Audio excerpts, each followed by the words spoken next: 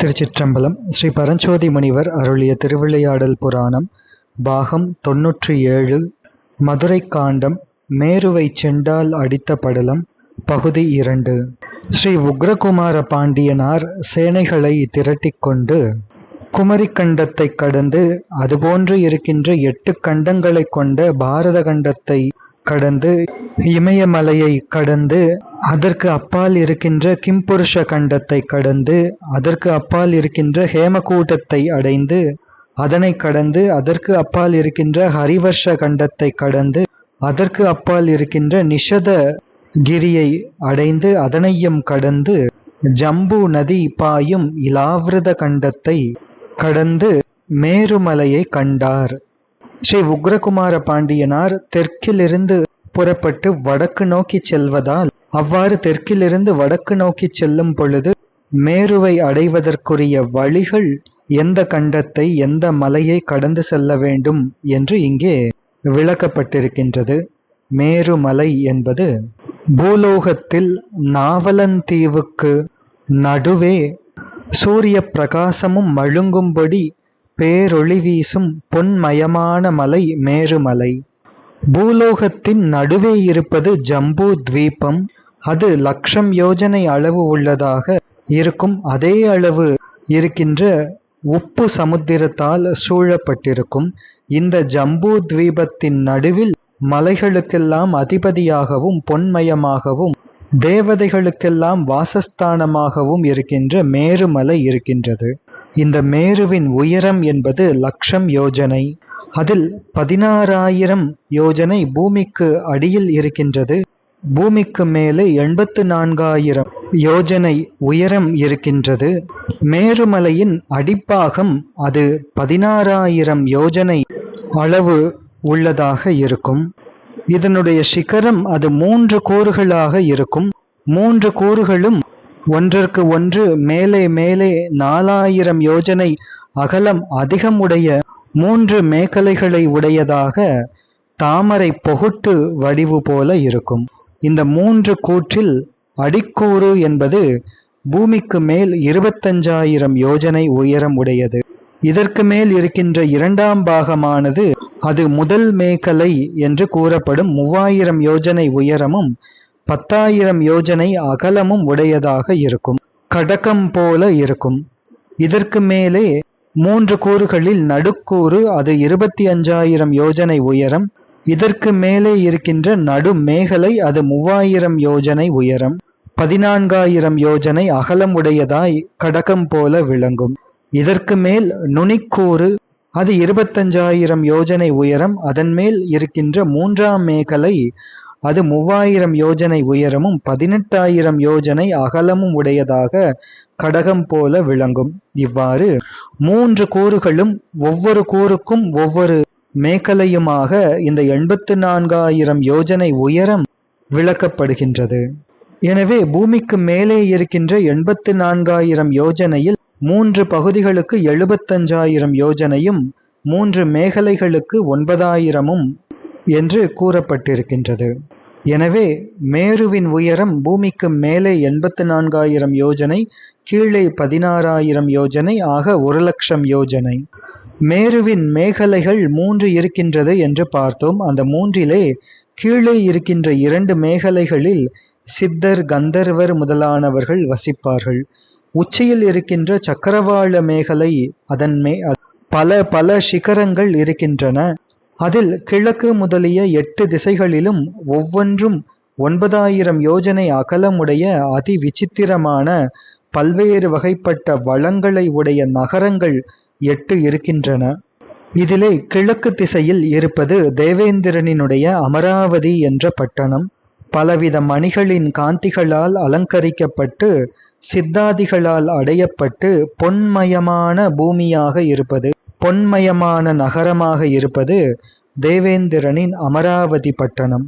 தென்கிழக்கு திசையில் இருப்பது அக்னிக்கு உரிய தேஜோவதி என்ற நகரம். சிவந்தும் பொன்னிறமாகவும் இருக்கும் மணிகளால் இழைக்கப்பட்ட பொன்மயமான மதில் கோட்டை வாசல் இருக்கும். அக்னிக்குச் சமமான அநேக பூதங்களால் அடையப்பட்டு இருப்பது அது அக்னியினுடைய தேஜோவதி என்ற பட்டணம் தென்கிழக்கு திசையில் இருப்பது. அடுத்ததாக தெற்கு திசையில் யமனது சம்யமணி என்ற பட்டணம். அது உயர்ந்த இரும்புமயமான மதில் சூழ்ந்து காலபாசம், பித்ருக்கள், வியாதிகள், பிரேத கணங்கள், மாரி என்னும் லோகக்ஷயகரமான உத்பாத ரோகங்கள் இவைகளால் சூழப்பட்டு இருக்கும். அடுத்ததாக தென்மேற்கு திசை.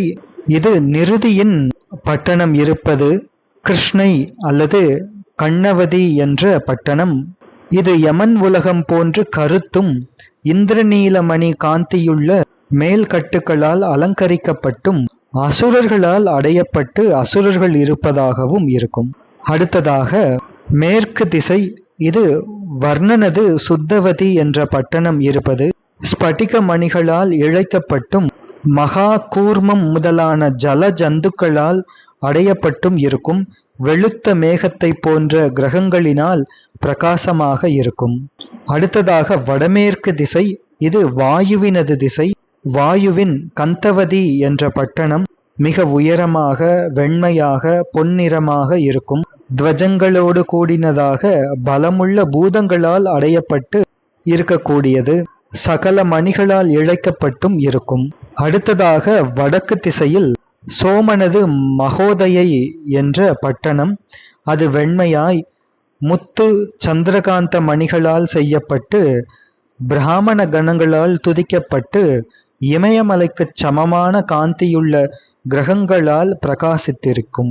அடுத்ததாக வடகிழக்கு திசை. ஈசானருடைய திசை. யஜோவதி என்று அந்த பட்டணத்திற்கு பெயர். சகல மணிகளாலும் இழைக்கப்பட்டு ருத்ரகணங்களால் சேவிக்கப்பட்டு இருக்கும். இவ்வாறு எப்போதும் சுகத்தையே கொடுத்து கொண்டிருக்கின்ற கற்பகத்தின் பூ பொடிகளால் சிவந்து இருக்கின்ற திக்பாலகர்களின் பட்டணங்களான இவை 8ம் பிரம்மாவினால் செய்யப்பட்டவைகள். இவைகள் லோக பாலகர்களுக்கும் அவர்களை அனுசரித்தவர்களுக்கும் இடமாக இருப்பது, அவர்கள் சுகமாக இருப்பது, இவை எல்லாவற்றையுமே பொதுவாக ஸ்வர்க்கம் என்று கவிகள் வர்ணிப்பார்கள். இந்த 8 பட்டணங்களுக்கும் நடுவில் மகாமேருவின் நடு உச்சியில் 14,000 யோஜனை உயரமும் அகலமும் உடைய மனோவதி என்ற நகரம். இது பிரம்மாவின் பட்டணம். 8 லோகபாலகர்களாலும் வணங்கப்பட்டு இருக்கின்ற நகரம். இந்த மனோவதி பட்டணத்தில் மிகுந்த தேஜோ பலமுள்ள தேவர்களும் முனிவர்களும் யோகிகளால் தியானிக்கத்தக்க பிரம்மாவை தங்கள் அபிஷ்ட சித்தியின் பொருட்டு யம நியமாதிகளால் உபாசிக்கின்றார்கள். இதே மனோவதியின் அளவு உயர அகலங்கள் இருக்கின்ற வைகுந்தம் இதற்கு மேலே இருக்கின்றது. இதற்கும் வட கீழ் திசையில் ஜோதிஷ்கம் என்று ஒரு பட்டணம். இது ருத்ரலோகம் என்று கூறப்படுகின்றது.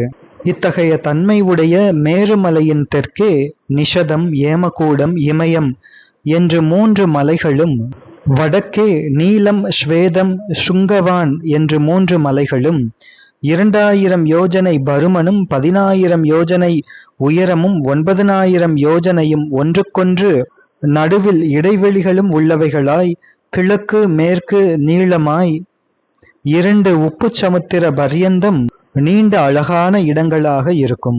இனி மேருவிற்கு கிழக்கும் மேற்கும் மால்யவான், கந்தமாதனம் என்ற 2 மலைகளும், தெற்கு வடக்கு அதிலே நிஷத நீல பர்யந்தம் அளவு நீண்டு அவைகளுக்கு பாதியான 1000 யோஜனை பருமன் உள்ளவைகளாய் இருக்கும்.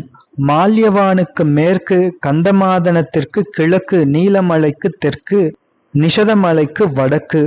இதன் மத்தியில் இருக்கின்ற கண்டத்திற்கு இலாவிருத கண்டம் என்று பெயர்.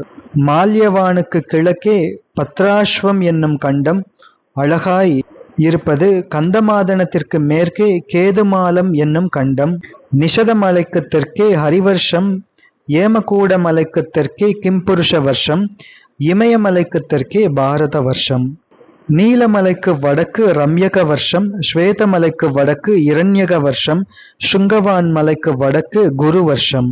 இவ்வாறு மேருமலைக்கு கிழக்கு முதல் 4 பக்கமும் வரிசையாக வெண்மையான மந்தரமலையும் பொன்னிறமான கந்தமாதன மலையும் கருத்த விபுல மலையும் சிவந்த சுபாஷு மலையும் 50,000 யோஜனை உயரம் உள்ளவைகளாக மேருவிற்கு பிடிப்பாக பிரம்மதேவனால் சிருஷ்டிக்கப்பட்டவைகளாக இருக்கின்றன. இந்த மலைகளின் மேற்கு கிழக்கு முதல் வரிசையாக கடப்பை, அதாவது கடம்ப மரம், நாவல் மரம், அரச மரம், ஆலமரம் என்று இந்த 4 கற்பக விருட்சங்களும் 1000 யோஜனை உயரம் உடையவைகளாக இருக்கின்றன. அந்த நாவல் மரத்தின் பல சாரமானது ஆறாக மேருமலையை சுற்றி அந்த பூமியெல்லாம் பொன்னாக்கி மேருவின் அடியில் போகின்றது. அந்த நதி ஜலத்தில் ஸ்நானம் செய்யும் பக்ஷி, சர்ப்பங்கள், எலி, மிருகங்கள், குரங்குகள் முதலான பிராணிகளும் பொன்மயம் ஆகின்றன. மற்ற மரங்கள் இருக்க இந்த நாவல் மரம் இந்த தீபத்திற்கு துவஜம் ஆனபடியால் அதன் மகிமையால் இந்த தீபத்திற்கு ஜம்பு தீபம் என்று பெயர். எனவே இந்த மேருமலைக்கு கிழக்கே வெண்மையான மந்தரமலை, அதிலே கடம்ப மரம் இருக்கின்றது.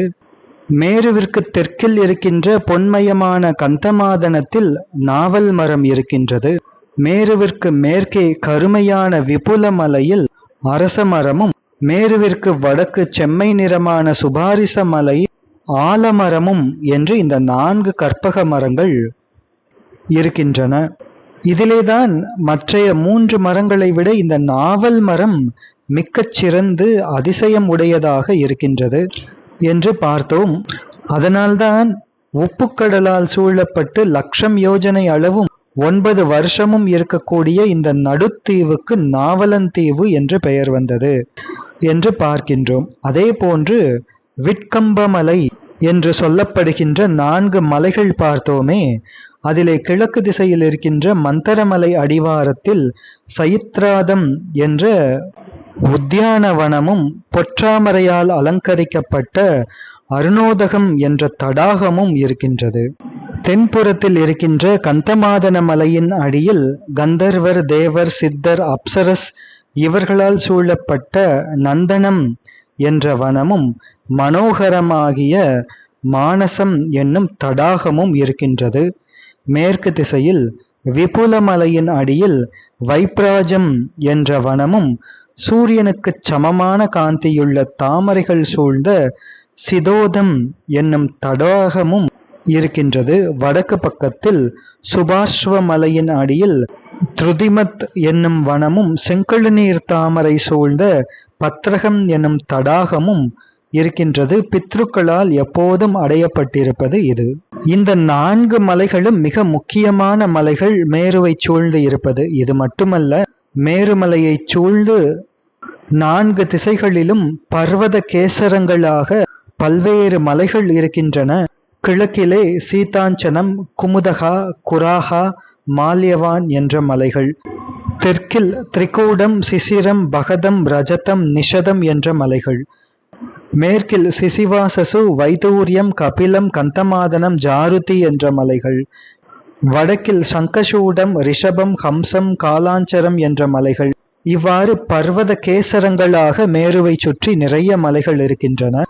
இந்த மேருவை சூழ்ந்து அதனுக்கு மேருமலைக்கு அடுத்தபடியாக அதனை சூழ்ந்து இருப்பது லாவிருத கண்டம். இந்த கண்டத்தில் இருக்கின்ற ஜனங்கள் 13,000 ஆயுள் காலம் இருப்பவர்கள். நாவல் பழ ரசம் புசித்து கொண்டும் மேருவின் பிரகாசத்தால் பதார்த்தங்களை அறிந்து கொண்டும் அழகான காந்தியுள்ளதவர்களாக இருப்பார்கள். கேதுமால கண்டத்தில் இருக்கின்ற ஜனங்கள் 10,000 வயசு உள்ளவர்களாக, கருணைதல் நிறம் உள்ளவர்களாக, பலாப்பழ ரசம் புசித்து கொண்டு திவ்யமான சரீரபந்தம், சுகம், பலம் இவைகளை பெற்றிருப்பார்கள்.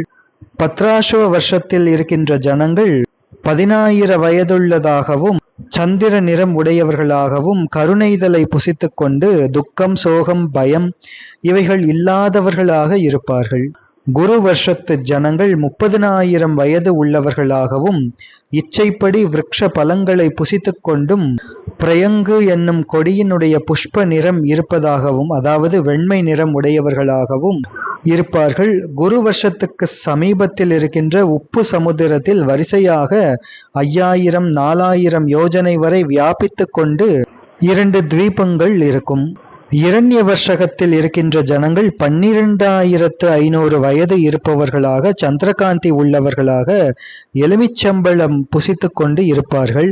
ரம்யக வருஷத்தில் இருக்கின்ற ஜனங்கள் 12,000 வயது உடையவர்களாக, கருணைதல் நிறமாக ஆலின் பழத்தை புசித்துக் கொண்டு இருப்பார்கள். ஹரிவர்ஷத்து ஜனங்கள் 12,000 வயது உடையவர்களாக, வெள்ளி நிறமாக கரும்பை புசித்துக் கொண்டு இருப்பார்கள். கிம்புருஷ வருஷத்தில் இருக்கின்ற ஜனங்கள் 12,000 வயது உள்ளவர்களாக, பொன்னிறமாக பிலக்ஷம் என்னும் கல்லாலின் பழத்தை புசித்துக் கொண்டு இருப்பார்கள். இந்த கிம்புருஷம் முதலான 8 வருஷங்களிலும் ஜனங்களுக்கு மாறி மாறி வரும் கிருதாயுகம் முதலான யுகங்களில் வருகின்ற அவஸ்தாபேதங்கள் இல்லை. ஆனால் பாரத வருஷத்து ஜனங்களுக்கு யுகங்களுக்கு தக்கபடி அறிவும் ஆயுளும் தேஜஸும் பலமும் அர்த்தமும் பிரஜையும் இவை மாறி மாறி வந்து கொண்டு இருக்கும். உழுதும் உழாமலும் உண்டாதனை புசித்துக் கொண்டு தாபத்ரயத்தால் வருத்தம் அடைந்து கொண்டிருப்பார்கள். ஆனால் இந்த பாரத வருஷத்திற்கு ஒரு அதிசய குணம் உண்டு. இவ்விடத்தில் முயற்சி செய்கின்றவர் பலன் எல்லாம் பெறுவான். பல பூமிகளுக்கெல்லாம் கர்ம பூமியாக இது இருப்பது. எனவே பாரத வருஷமே கர்ம பூமி, மற்றவையெல்லாம் பல பூமி. அதாவது பாரத வருஷத்தில் செய்யும் கர்மத்தை பொறுத்து மற்ற வருஷங்கள் அந்த கர்மத்திற்கு ஏற்ற பலனை கொடுக்க உபயோகமாக இருக்கின்றன.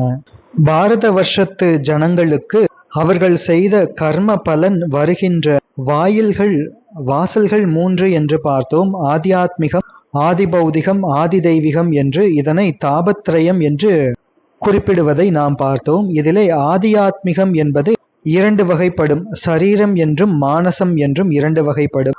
ஆதியாத்மிகத்தில் வருகின்ற சரீரம், அதில் வருகின்ற அவஸ்தை என்பது குன்மம், வாதம், அதிச்சாரம், சூரம், சூலை முதலானவைகள் மனிதர்களாலே, மிருகங்களினாலே, பைசாசங்களினாலே, பட்சிகளினாலே, ராட்சதர்களினாலே வரும் துக்கங்கள்.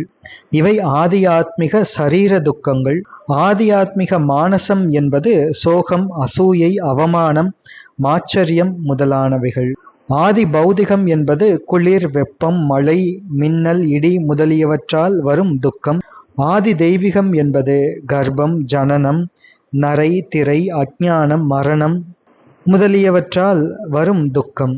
எனவே இந்த பாரத வருஷத்தில் ஆர்ச்சிக்கப்படும் காமியங்கள் மற்ற இடங்களில் சென்று அனுபவிக்கப்பட்டு அழிவு எய்தும். எனவே இத்தகைய பெரும் குணமுடைய பாரத வருஷம் கர்மபூமி என்றும் மற்றைய அனைத்தும் போகபூமி என்றும் வழங்கப்படுகின்றது. இவ்வாறு வர்ணிக்கப்பட்ட மேருமலையின் பகுதிகள், அதை சுற்றி இருக்கின்ற பகுதிகள், இவைகளையெல்லாம் சேர்த்து வைத்து பார்க்கும் பொழுது இந்த தென் திசையிலிருந்து வடதிசை நோக்கி பல கண்டங்களையும் வருஷங்களையும் உக்ரகுமார பாண்டியனார் கடந்து சென்ற அந்த பாதை நமக்கு ஒரு சிறிது புலனாகும். தொடர்ந்து சிந்திப்போம். திருச்சிற்றம்பலம்.